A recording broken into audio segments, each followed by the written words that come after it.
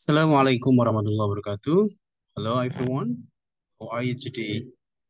I hope that you all is fine. Alhamdulillah wa syukurillah wa salatu wassalamu ala rasulillah wa ala alihi wa sahbihi wa wala ma ba'd. Jumpa lagi dengan saya Khairul Anwar dalam mata kuliah kita Teaching English to Young Learners, dan pada kesempatan kali ini saya ingin menyampaikan beberapa hal terkait dengan learning environment. Learning environment.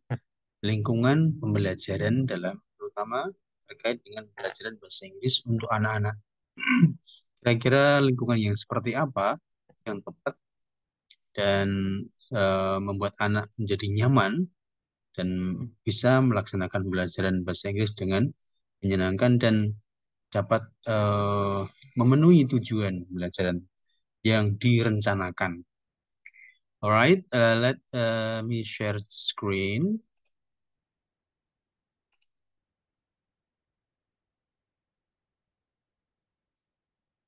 Here we go. Alright, learning environment, lingkungan belajar, lingkungan pembelajaran. And there are 5 things to discuss on this presentation. I'd like to talk about the definition of learning environment, definisi lingkungan belajar itu seperti apa, dan kemudian I would like to also talk about types of learning environment, tipe-tipe lingkungan belajar seperti apa dalam belajar anak-anak. Kemudian number 3, setting up the classroom. Bagaimana sih men-setting, menyusun atau apa itu, membuat atau menyeting classroom yang tepat buat pelajaran anak-anak, pelajaran bahasa Inggris buat anak-anak. And number 4, how can teachers create an effective learning classroom? Bagaimana sih guru-guru dapat menciptakan kelas pembelajaran yang efektif? Last one, lesson materials and equipment. Kira-kira alat dan materi apa saja dalam pembelajaran yang tepat buat anak-anak. Alright, now we come to the definition of learning environment. Definisi dari lingkungan belajar itu seperti apa sih? So, learning environment is places where people can gather. Jadi, lingkungan belajar itu tempat-tempat di mana orang-orang bisa berkumpul, learn, belajar, dan bertumbuh. Bertumbuh itu ada proses pembelajaran, belajar ada perkembangannya. Kemudian it is designed to provide opportunities for students to learn in a variety of ways.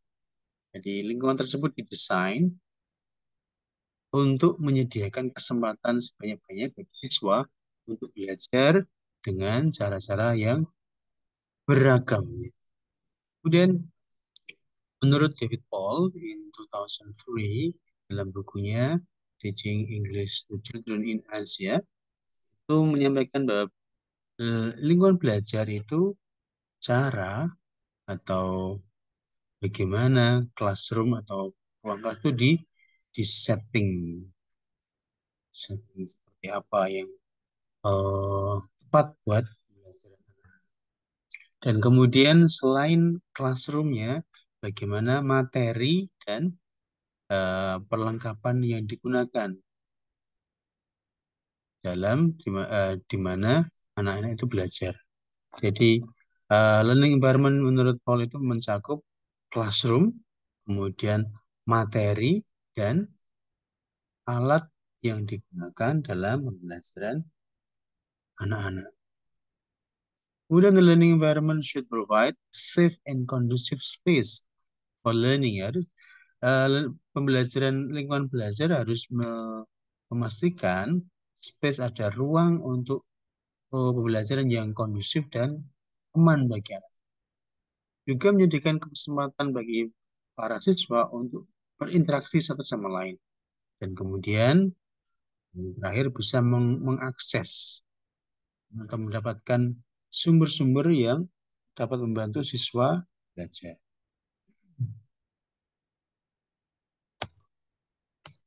Alright, itu tadi tentang definisi dari lingkungan belajar menurut beberapa ahli, terutama David Paul dalam bukunya Teaching English to Children in Asia.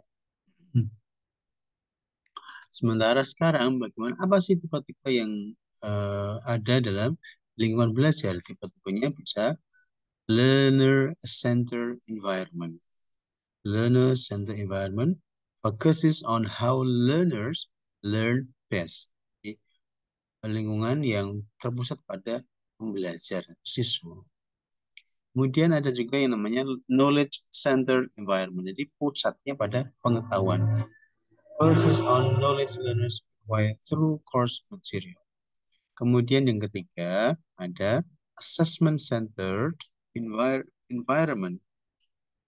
Lingkungan assessment centered environment ini menekankan pentingnya assessment, penilaian dan feedback pada pembelajaran. Itu penting sekali menurut lingkungan ini. Penting adanya feedback yang positif terhadap pembelajaran yang sudah dilakukan. Baru jadi ada penilaian ya, bangunnya atau tidak. Kemudian ada juga yang namanya community centered environment. Community centered environment ini fokus pada pembentukan komunitas yang bekerja bersama-sama untuk mendapatkan atau dapat menyelesaikan tugas-tugasnya. Itu tadi. Jadi ada 4 tipe lingkungan belajar, yaitu learner-centered environment, learner-centered, knowledge-centered, kemudian assessment-centered, dan the last one community-centered environment. Penekanannya pada pembelajar, kemudian pada pengetahuan, pada assessment, dan yang terakhir pada komunitas, masyarakat pembelajar.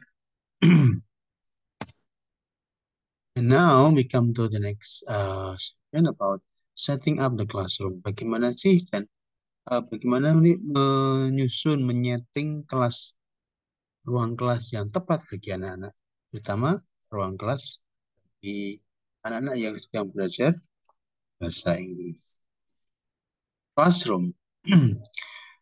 Classroom should be welcoming, attractive, and pretty.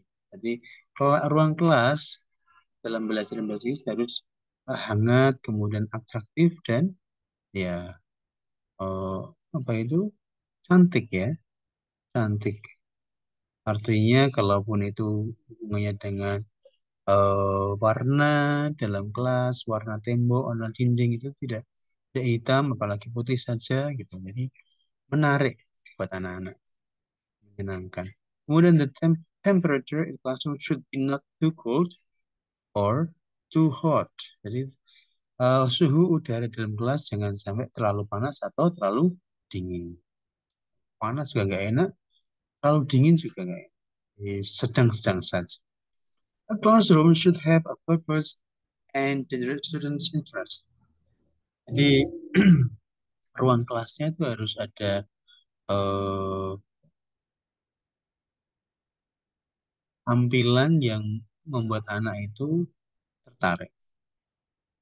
Yang mana itu terkait dengan dunia mereka, dunia anak-anak. Jadi harus ada tujuan ke sana. Kemudian, a classroom should be safe and comfortable. Ruang kelasnya harus aman dan nyaman bagi anak-anak. Kemudian kalau itu classroomnya secara umum ya, ruang kelasnya. Bagaimana dengan penyusunan tempat duduknya? Seating is arranged by types of activities to be carried out. Di format susunan tempat duduk atau itu disusun sesuai dengan tipe aktivitasnya. Kalau aktivitasnya butuh uh, big circle, jadi ruang duduknya ada melingkar, atau small circle, melingkarnya lebih dekat, atau if it is something to do with discussion, atau mungkin menari, dan mereka tidak perlu duduk. The children can sit facing each other when they work in pair or group. Kalau itu bekerja kelompok, maka mereka perlu tempat duduknya harus berhadapan satu sama lain. And they can sit facing the front when they have to work individually. Kalau um, proses pembelajarannya itu individual, maka lebih baik guru di depan dan semua tempat duduk mengarah kepada gurunya ke depan, saling berhadapan. Kemudian bagaimana space for children play? Teacher should try to create a space where the children can run or play. Jadi guru harus bisa menciptakan ruang bagi anak-anak untuk bisa lari dan bermain. Anak-anak suka bermain dan berlari. There does not need to be a lot of chairs or desks so the children can play in the classroom. Jadi pada saat-saat tertentu tidak perlu ada banyak kursi dan meja di dalam kelas. Anak bisa bermain dan berlari. Itu ya, tiga hal: the classroom, sitting arrangements, and space for children play. Bagaimana dengan around the walls? There are things can be put around the walls in classroom. Nah, kira-kira apa saja yang bisa ditaruh, ditempel di tembok? Itu bisa colorful pictures, gambar-gambar yang berwarna, kemudian language posters, poster-poster bahasa, kemudian maps and a clock, peta dan jam dinding. Kemudian classroom expression such as I'm sorry, it's my turn, I'm late. Nah, classroom language yang bisa juga ditempel di tembok. Sorry, it's my turn, I'm late. Gitu. Bisa disertai dengan gambar untuk menunjukkan maksudnya kata itu seperti apa. A calendar and information on upcoming school events. Ada kalendernya dan kalau itu namanya majalah dinding ya, yang kita bisa tempelkan informasi pada kegiatan-kegiatan yang akan datang. Kemudian selain around the walls, itu juga bisa the board atau papan tulis. It is important to have a board in a classroom so that students can write. Jadi dengan adanya papan itu, siswa bisa menulis, menggambar, atau bahkan bisa menempelkan benda-benda di dalam atau nempel di papan tulis itu. Magnetic whiteboard is good. Apalagi bagus lagi papan tulis putihnya, papan tulisnya bisa digunakan untuk menempelkan karena magnet ya, ada magnet di dalamnya. Can be used also in games, scoring systems. Kalau ada anak yang melakukan pekerjaan dengan baik, we can score and we can write down the names and give the score 90 or in a good feedback something like well done, excellent. Dan juga bisa di papan tersebut kita bisa menempelkan flashcards, kartu flashcard, kemudian gambar to the board. Jadi bisa multifungsional papan tersebut. Jadi digunakan untuk bermain, menempelkan benda-benda, menempelkan kartu, dan lain sebagainya. Magnetic white.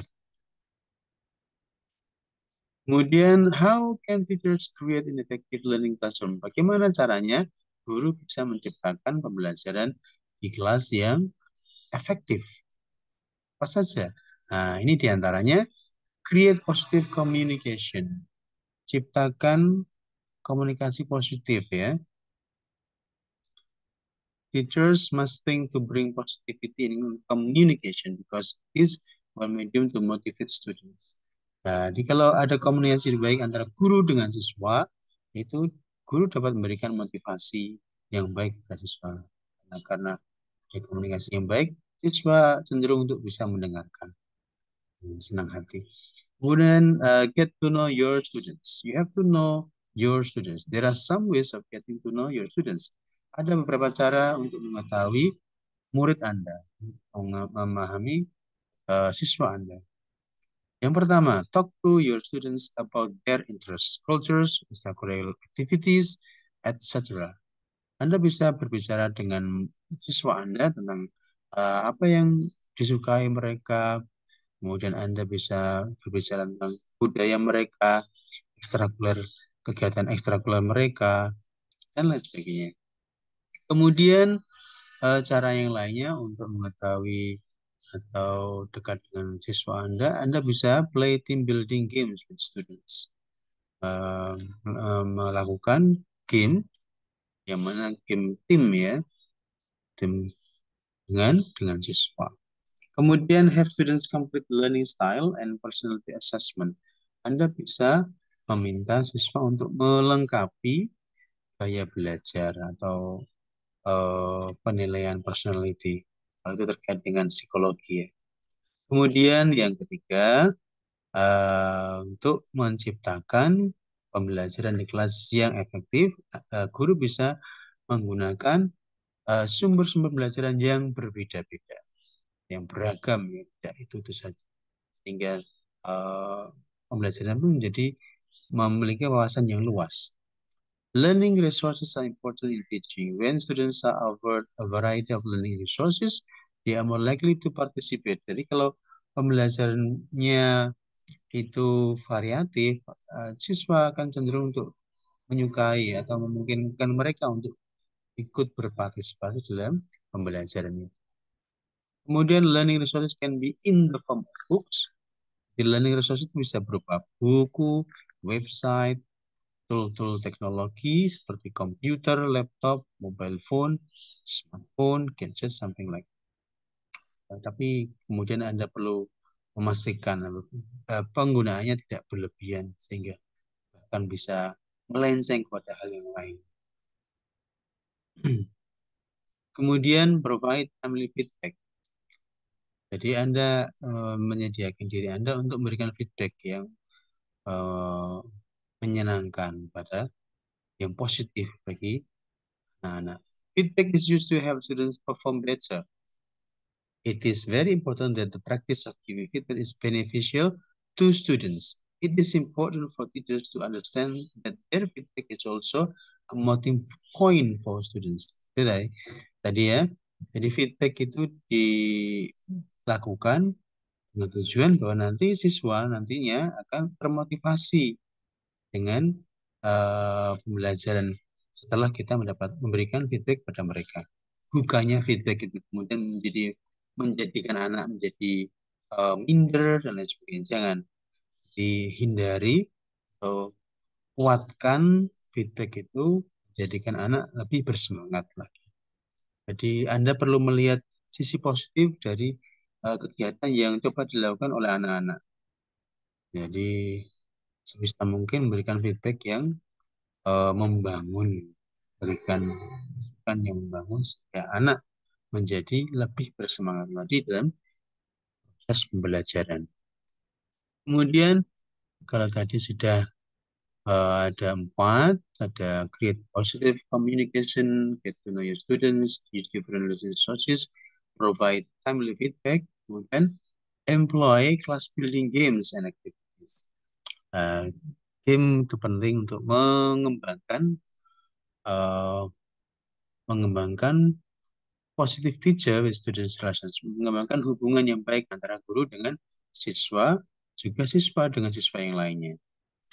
Eh, Keuntungan lainnya, manfaat lainnya, tim itu dapat memberikan siswa alasan untuk datang ke kelas. Oh, ada permainannya kok menarik, terus mau datang lagi lah.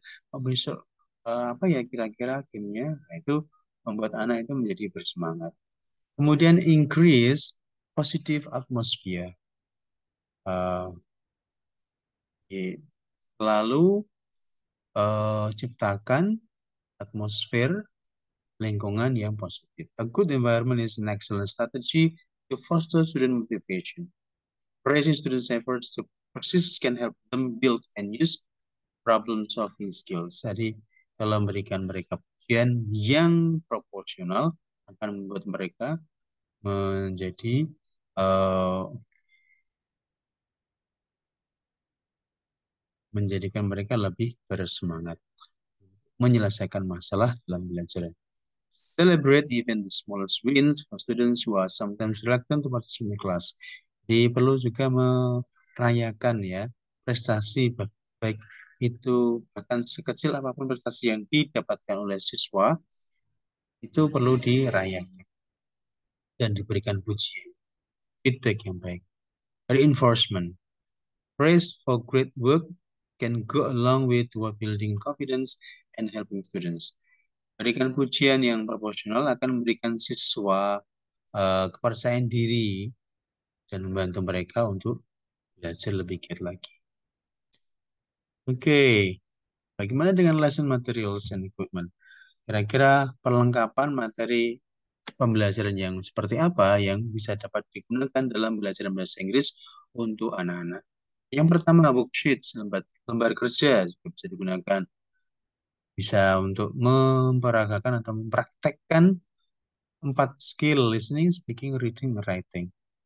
Juga Anda bisa menggunakan flashcards, kartu kartu bermain ya, bisa berisi gambar-gambar, teks atau bukan simbol. Kemudian notebook. Notebook can be used when teachers want students to think and write. Terkait dengan menulis ya. Kemudian audio and video. In classroom, teachers can teach using CD players or video to play song or dialogues, or watching movie, or watching YouTube, something like that. Pictures. Several useful pictures to practice language target include themes, maps, people, puzzle, pictures, and around the world. Gambar-gambar. Kalau Anda sebagai guru tidak bisa menggambar, itu Anda bisa mencarinya di Google untuk bisa ditempelkan gambar itu untuk digunakan dalam mainan atau dalam pembelajaran. Kemudian toys, games, and accessories. Several toys, games, and accessories that are good to have include colors, counters, board games, noise effects. Jadi, kalau memang anak-anak masih suka mainan, ya siapkan mainan, aksesoris, dan juga aksesoris permainan-permainan yang bisa dilakukan secara mandiri maupun bersama dengan teman-teman. Atau bahkan mungkin dengan gurunya. Untuk menciptakan relasi hubungan yang baik, komunikasi yang baik antara guru dengan siswa.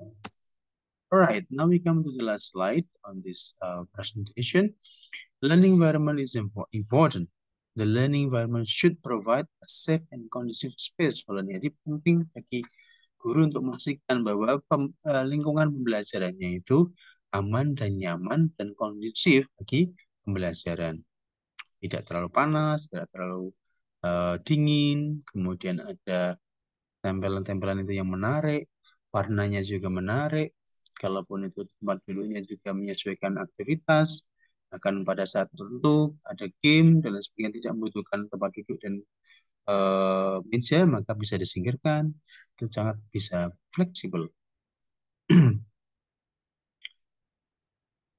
Then learning environment has four types, namely learner-centered environment, knowledge-centered environment, assessment-centered environment, dan yang terakhir community-centered environment. Jadi ada 4 jenis tipe pembelajaran, lingkungan belajar: learner, knowledge, assessment-centered, community-centered environment.